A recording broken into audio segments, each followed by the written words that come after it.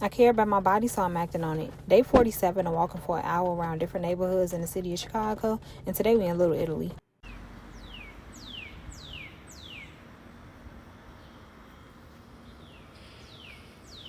And that was the sound of a northern cardinal and an American robin. I also caught a black-capped chickadee sound earlier in the video. I was about to go over there and try to capture the northern cardinal, but I'm like, you know what, I'm gonna see one later, and sure enough I did.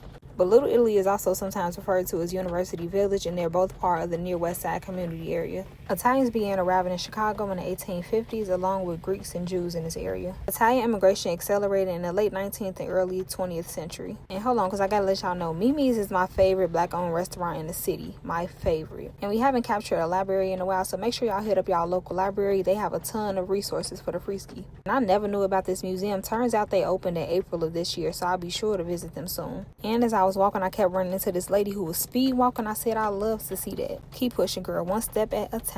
Chicago's foreign-born Italian immigrants peaked in the 1930s at about 74,000 people. The largest area of settlement was the Taylor Street area, which was also home to the Jenner crime family. By the late 1920s, Italians owned hundreds of grocery stores, restaurants, pastry shops, and different food-related businesses across various Italian neighborhoods. The Whole House was a settlement house opened in 1889 to help recently arrived European immigrants. The neighborhood used to encompass a much bigger space. However, with the construction of the expressways, the medical district, and the university caused a great disruption in the neighborhood and changed the demographic. However, the Italian culture is still very prevalent today. This was formerly the home of several Chicago Housing Authority developments, including the Jane Addams Homes, which was the first public housing development in Chicago that was finished in 1938. As I walked through the neighborhood, it really did feel like a village, and there go our cardinal right there. The heart of the neighborhood was, of course, on Taylor Street, where you saw many of the restaurants, businesses, and foot traffic, and we right next to the medical district. In Chicago, we still call this beauty the Sears Tower. I'll see y'all tomorrow. Bye.